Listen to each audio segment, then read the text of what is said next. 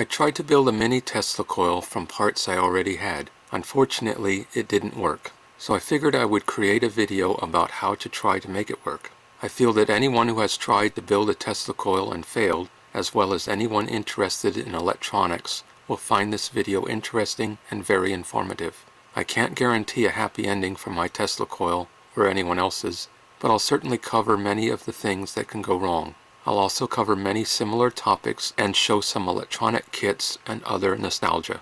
There seems to be many more people who didn't get their Tesla coil to work than ones who did, causing some to feel it's a hoax. I didn't think it was a hoax, partly because of the many people who did get it to work, but also because I know this configuration of primary and secondary coils essentially creates a step-up transformer. A transformer output voltage is directly proportional to the ratio of the number of turns of the secondary coil to the number of turns of the primary coil. Therefore, if the secondary has more turns, the output voltage will be higher than the input. But let's still try to find out if this circuit really does work. This is an LTSpice model of the first Tesla coil I created using directions in a YouTube video. It doesn't seem to oscillate, but there's a reason for that, which I'll get to in a minute. This is an alternate version of the Tesla coil circuit based on other YouTube videos that use a different resistor. Too small a resistor and your transistor might burn up. Too big and the circuit won't oscillate. This performs better, but still no real oscillation and no high voltage. By the way, when modeling this circuit in LTSpice, you should have the phase dots opposite.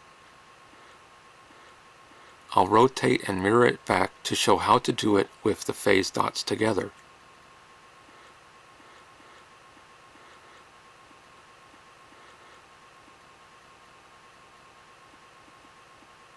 You need to use a negative coupling coefficient in the case statement SPICE directive.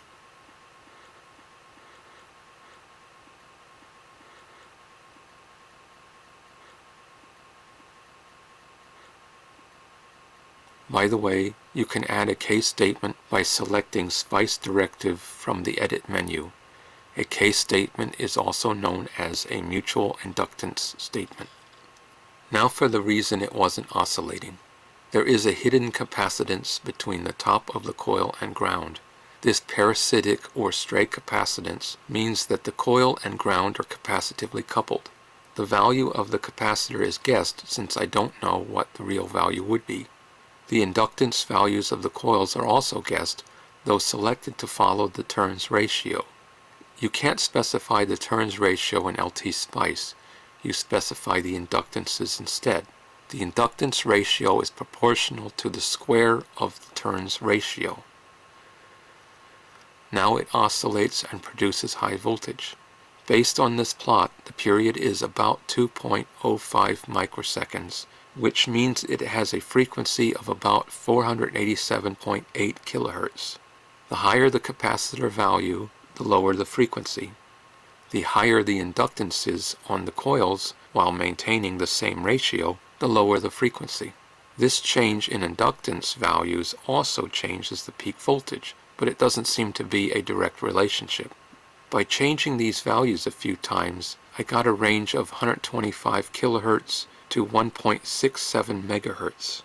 If you did the math, and remember you would need to take the square root of the inductance ratio to get the turns ratio, you'll notice the resulting voltage is much higher than the turns ratio would dictate. This is because when the coils are resonating, a much higher voltage spike occurs in the secondary. This Slayer exciter circuit makes sure the coils are in resonance.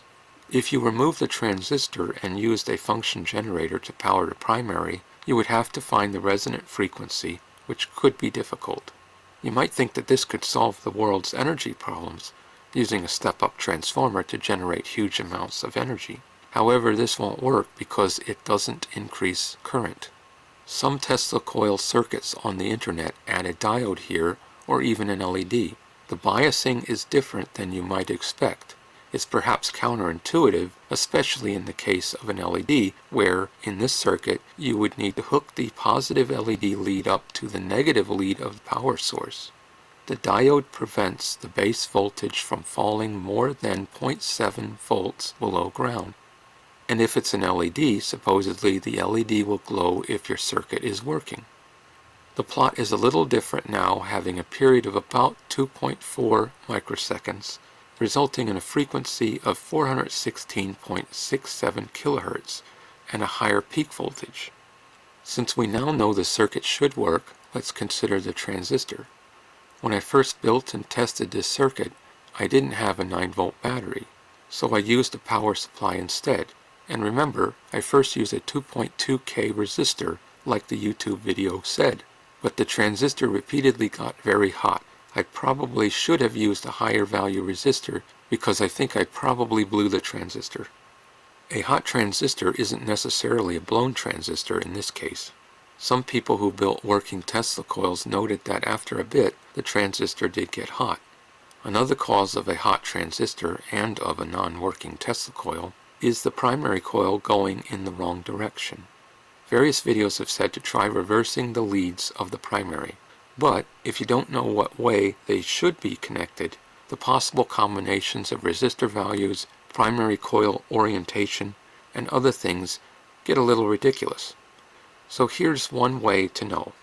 Arbitrarily starting at the bottom, if the windings of your primary coil go around the secondary coil in the same direction, whether it be clockwise or counterclockwise, then the bottom end of the primary connects to the positive terminal of the battery. If the windings go against each other, then the top end connects to the positive terminal of the battery. The other end of the primary goes to the collector of the transistor. Alternatively, you could just wind your primary in the opposite direction to the secondary and follow the circuit wiring in the SPICE simulation. By the way, I've created and tested 3 different secondary coils. These are the others. I like this one the most. It has about 190 turns. I think the first one had about 156 or 170, I forget. I think the current one has about 300 turns. Ideally, there would be somewhere between 250 and 350 turns, with the primary having between 2 and 4 turns. However, a secondary as low as 150 turns should still work, but probably with less primary turns. The problem I often encountered with the secondary was running out of room. I needed longer cylinders. On the first one, I ran out of room and wire. At this point, if the coils are correct, maybe the transistor is blown. If you have a multimeter that can test diodes or transistors, using your multimeter would be the easiest way. If it doesn't have that capability, you can still use it by measuring the resistances across the transistor pins. You should have your multimeter or ohmmeter set to a high resistance range, since you need to be sure the multimeter is putting out enough voltage to overcome the depletion region of the transistor. To test an NPN transistor, put the negative lead of the multimeter to the emitter and the other lead to the base. It should read low resistance, meaning it conducts. Then put the negative lead to the collector with the other lead still at the base. It should conduct. Do the same test but reversing the leads, meaning the negative lead is now at the base and the transistor now should not conduct. Also try resistance between emitter and collector. It should not conduct. Some websites reverse the polarity of the multimeter leads for these tests. This is because for resistance measuring, some multimeters connect the negative probe of the multimeter to the positive end of the battery inside the multimeter. So if in doubt of what your multimeter does, try both orientations to be sure. You might have to do the PNP test procedure for an NPN transistor. At any rate, this method isn't very fun, so let's use a different method to test the transistor. We'll use it to switch a component on and off, in this case an LED. There are a few ways of arranging the components to achieve this. This is the way I would normally do it. By the way, all resistor values are guessed. I didn't perform any analysis to find the perfect values. The transistor in this arrangement connects and disconnects the LED to ground. Except for very brief spikes, the LED only is on when the control voltage at the base is high. I'm pulsing the supply voltage to prove it's actually doing something. This configuration won't work in my electronic trainer kit because the kit permanently attaches the LEDs to ground, probably through a resistor. I could use my own LEDs, but I'll choose to use the ones in the kit. I use this configuration in the robot arm I created in high school. A capacitor is put in parallel with the motor to smooth out the current spikes that can occur if the motor shaft gets stuck, or even just when the motor is first started. In my robot arm, I didn't use diodes across the relays, but I should have. A diode across an inductor, in this case a relay, is referred to as a flyback or freewheeling or kickback diode. It eliminates flyback, which is the voltage spikes that can occur when the supply current to an inductor is suddenly reduced or interrupted. This diode will protect the switching transistor. The circuit doesn't include the polarity reversing circuitry I used to change the direction of the motors. This was done with a double pole, double throw relay. In LTSpice you can create subcircuits much like you can in Logisim. You can draw the circuit symbol including contacts. Here's the relay subcircuit. I used a voltage controlled switch, and to make it somewhat similar to a relay, I put in an inductor. I modeled a motor with just a resistor, though I guess an inductor really should be in there as well. As you can see, the motor turns on when it should. Here's an LTSpice simulation of the robot arm circuit with reversing capability using the LTSpice 4 Plus expansion libraries. Their relays look better than mine.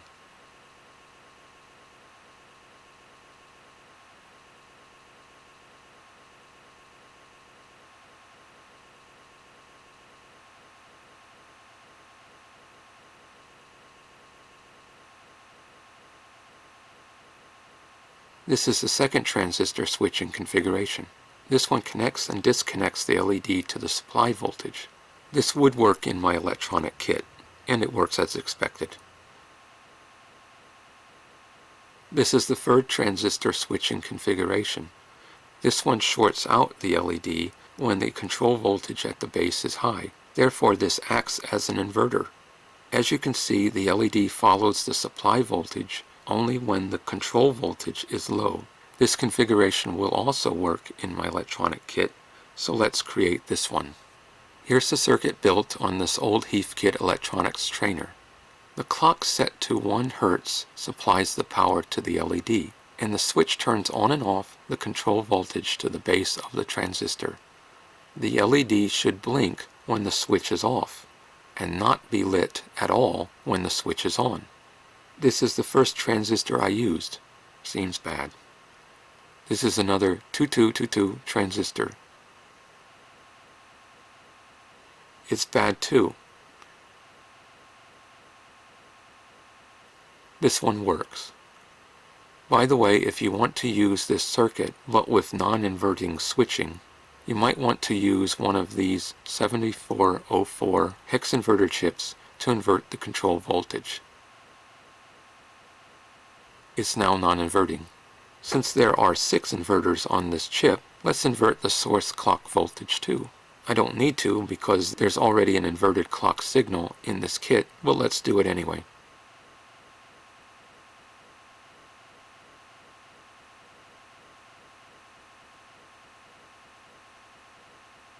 And I'll also show the kit's inverted clock.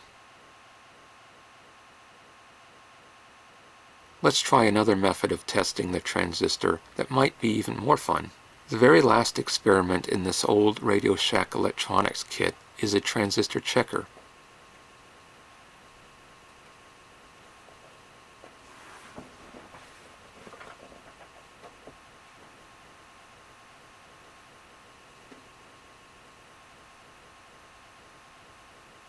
Here's it testing a 3904 transistor in the kit.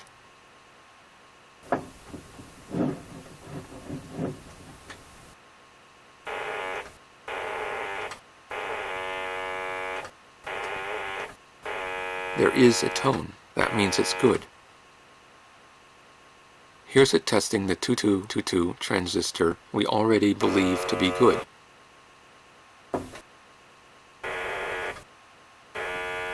it is. Let's model this transistor checker. I used jumpers to connect the transistor to be tested.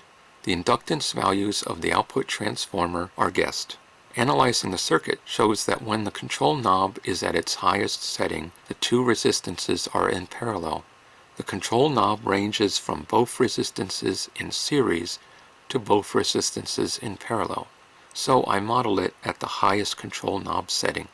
The speaker is modeled using a resistor, but once again probably should be an inductor, but it doesn't really matter. Counting the spikes shows the resulting sound is about 115 cycles per second, which is a B-flat musical note. To check P&P transistors, reverse the polarity of the power source.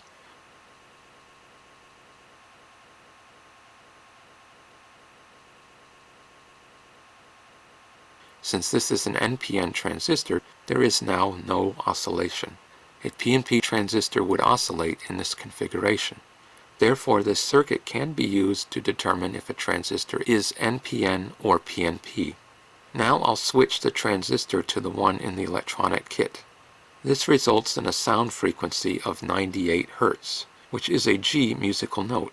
Someone with perfect pitch recognition could play a game of identifying the transistor by the sound.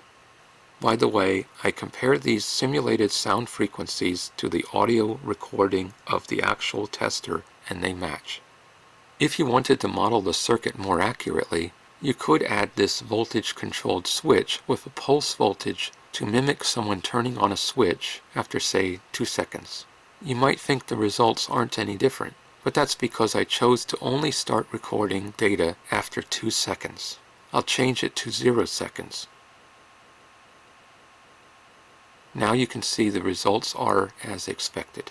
Another aspect of SPICE is that all paths have to be connected to ground in some way. In the actual circuit, the speaker is not grounded. To satisfy SPICE's requirement and model it in a more accurate way, you can attach the speaker to ground through a very high resistor, and this can be easily done with a common net COM label.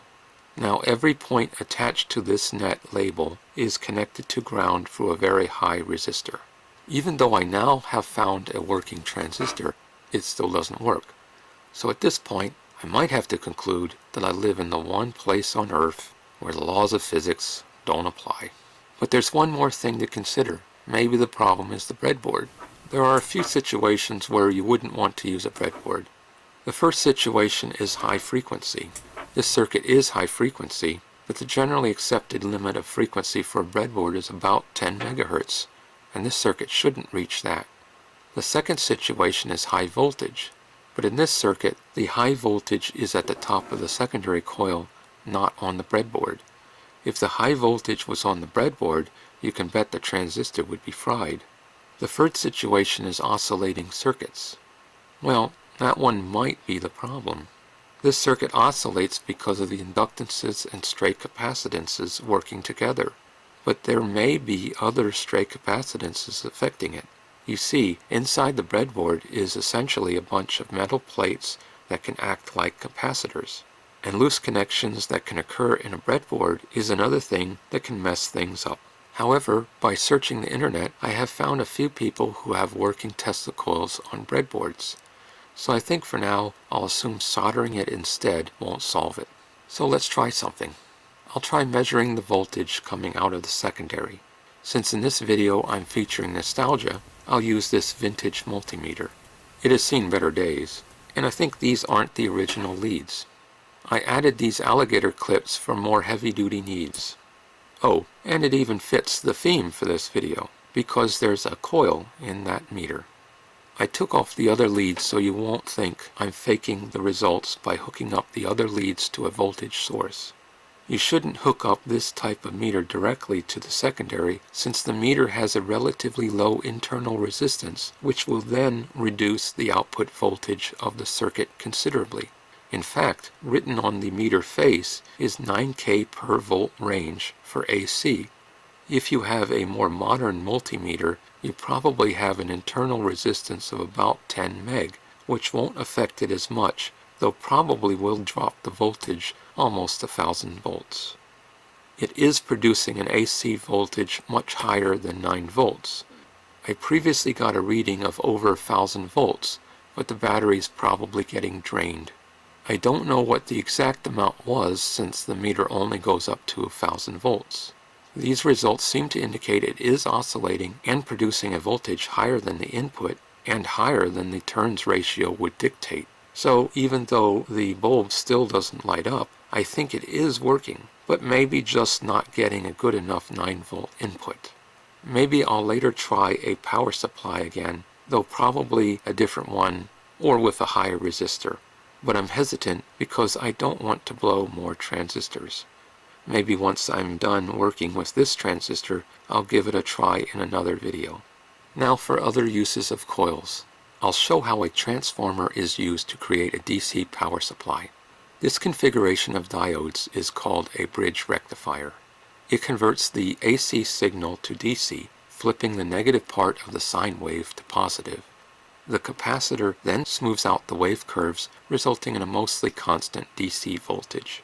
The R1 resistor in this circuit represents the load that would be connected to this power supply.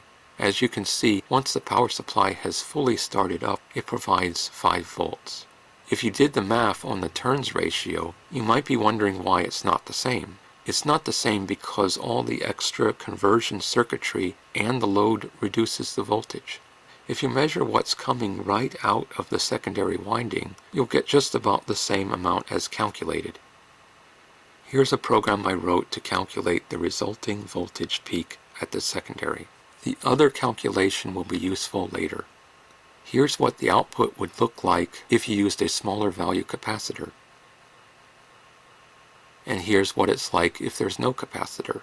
Here's a circuit with 2 secondary windings, one that will provide 12 volts to the load and another that will provide 5 volts. By the way, sometimes the bridge rectifier comes self-contained in a cylindrical package like this, or usually in a square package.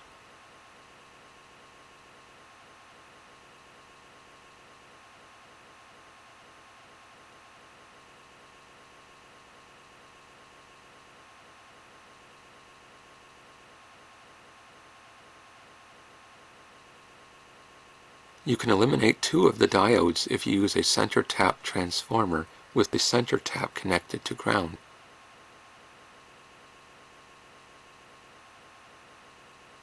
By using another capacitor in this arrangement, you can create a voltage doubler. The voltage across the load is a little higher than the expected 10 volts, but this would be because the turns ratio creates more than 5 volts at the secondary. By the way, with all these power supplies, you might want to use a voltage regulator before the load. Remember, the transformer transforms using a fixed ratio, so if the input AC voltage varies, so will the output. The power coming to your house can fluctuate. Plus, different loads on the supply can change the provided voltage. A voltage regulator can ensure, within reason, a truly constant voltage. Also, these are pretty much the simplest designs. Power supplies in most desktop computers, for example, are much more complicated. Now for some more nostalgia. Here are more of the Heathkit electronic trainers. My high school was getting rid of the kits because they were switching to more modular kits. So I got these for free. If the frequency was greater, I could have used this generator to power the primary, but the frequency generator doesn't seem to work anyway. This one just gives you a lot of breadboard space. And this one you saw earlier. It has a free settings clock, voltage sources, switches, and LEDs. I also got a microprocessor trainer kit, but it didn't work. It used the Motorola 6800, which is an 8-bit predecessor of the 68000. The 68000, by the way, was used in the original Sun workstations, the original Amigas, the original Macs, the Atari STs, the Silicon Graphics Inc. graphics terminals, and the Apollo workstations. There are a few simulators for the ET-3400 trainer kit you can use. One can't be used natively in a 64-bit machine since it is a 16-bit program. You would have to run it in a virtual machine or emulator. And it has problems anyway. Another program just doesn't seem to work at all. I repurposed the keypad for a manual control of my robot arm, in case you wanted to leave the computer out of it. These kits came with excellent instructional manuals, which teach the various electronics principles.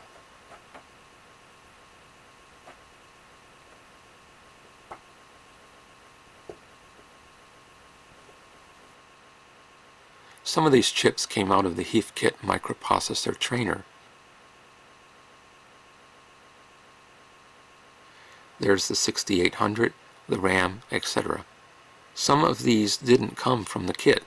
Here's a 6581 SID synthesizer chip that was in a Commodore 64. There's also NANDs, ANDs, NORs, decoders, op-amps, inverters, clock generators, 555 timers, audio amps, and even an SPO256-AL2 voice synthesizer, which I think doesn't work. These are reed switches that switch on and off by any nearby magnetic field. And speaking of RAM, here's some more nostalgia. It's magnetic core memory. There's a bunch of little magnetic toroids whose magnetic flux can be changed to either clockwise or counterclockwise to represent a 1 or a 0. Unfortunately, this camera doesn't have a macro lens, so I can't show it better. But here's a much bigger magnetic toroid that probably is similar. This was made in 1977 and came out of a PDP-11 mini computer. Unix and C were originally developed on PDP mini computers. In the case of C, it was a PDP-11. This board is 16K by 18 bits. There are 18 of these sections, meaning each one of these sections has 16,384 toroids. This same board sells on eBay for up to $490. I certainly didn't pay anywhere near that for it. Here's my first Radio Shack electronics kit. It's a 150 experiments in one kit. You connect components together by putting the wires into the springs. I don't know what happened to that capacitor. Here's the 201 kit you saw earlier. This was my second kit.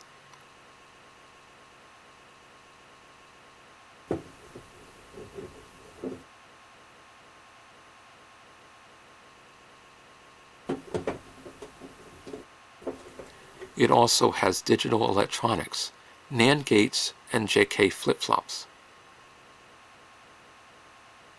Here's another kit with just power and lots of breadboard space. I'll use it to show more coil-related components. This is one of the motors I use for my robot arm. It's hard to turn by hand, which is good for a robot arm. It obviously has a lot of gears in there.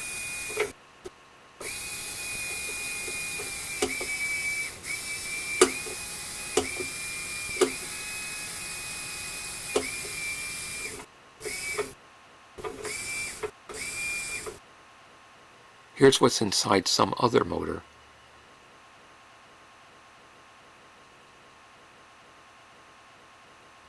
And here's some electromechanical solenoids. This one doesn't have a spring, so I'll hold it up to show it's working.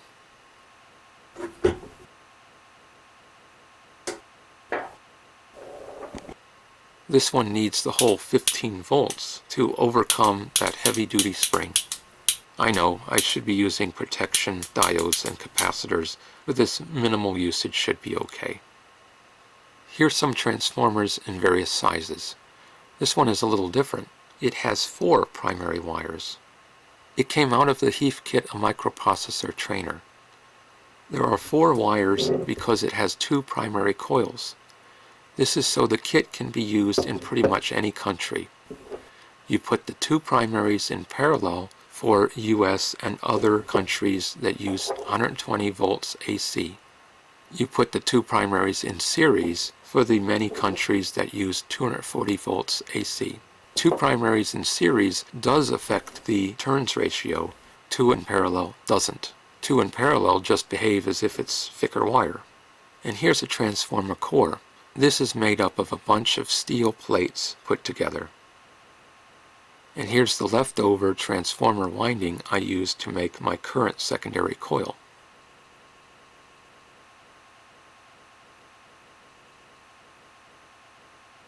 And of course, these types of speakers have movable coils in them that move the cone to make sounds. Here's another bit of nostalgia. I didn't actually have any of these Hobby-Blox, but before I got any of the breadboard type kits, I did want them. You can slide in the various breadboard strips, holders, trays, and panels you need. One last note on circuit theory. If you want to get into how capacitors and inductors behave in circuits, there's one mnemonic to keep in mind. One of the Tesla Coil videos on YouTube mentions ELI ICE. I was taught a slightly better version, ELI the ICE man. This means the voltage E leads the current I in an inductor L, and the current leads the voltage in a capacitor C. Another one is civil. In that one, the voltage is V.